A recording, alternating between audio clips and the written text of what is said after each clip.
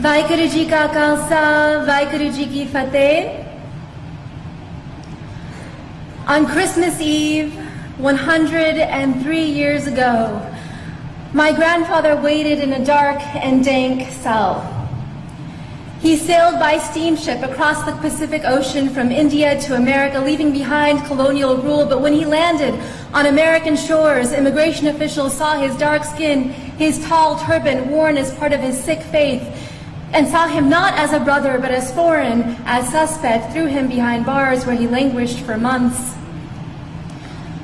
Until a single man, a white man, a lawyer named Henry Marshall, filed a writ of habeas corpus that released him Christmas Eve, 1913.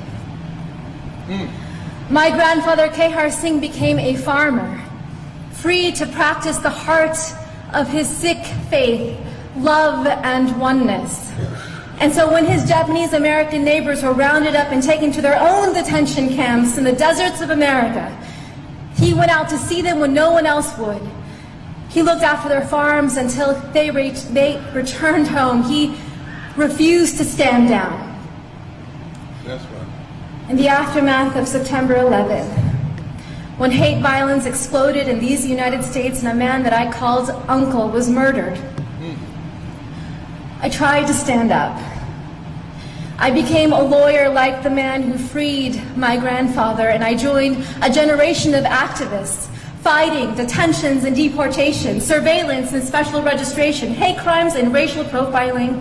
And after 15 years, with every film, with every lawsuit, with every campaign, I thought we were making the nation safer for the next generation. Mama.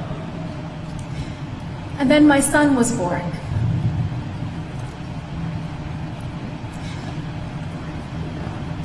On Christmas Eve, I watched him ceremoniously put the milk and cookies by the fire for Santa Claus.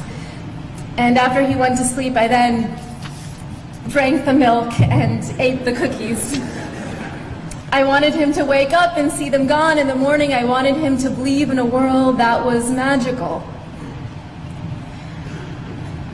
But I am leaving my son a world that is more dangerous than the one that I was given. Because we are raising a brown boy in America. A brown boy who may someday wear a turban as part of his faith.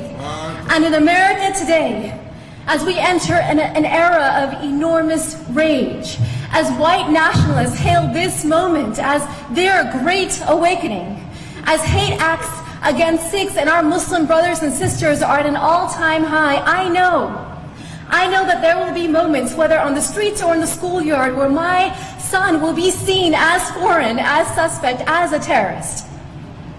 Just as black bodies are still seen as criminal. Brown bodies are still seen as illegal. Trans bodies are still seen as immoral.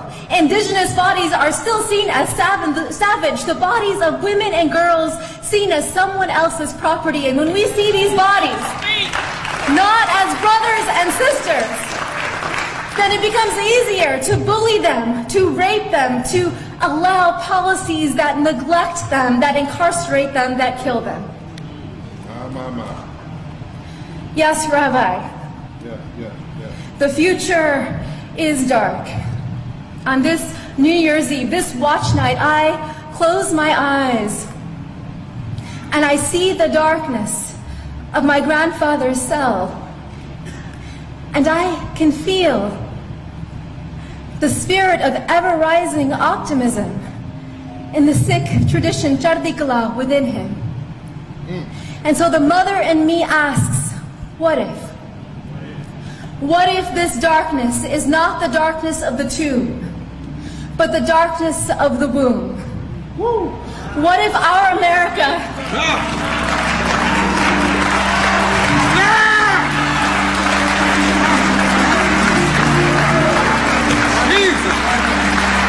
What if our America is not dead, but a country that is waiting to be born? What if the story of America is one long labor? What if all of our grandfathers and grandmothers are standing standing behind us now, those who survived occupation and genocide, slavery and Jim Crow, detentions and political assault, what if they're whispering in our ear today, tonight, you are brave? What if this is our nation's great transition?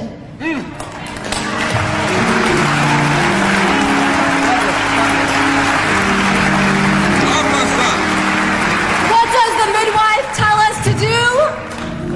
Breathe. And then, because if we don't push, we will die.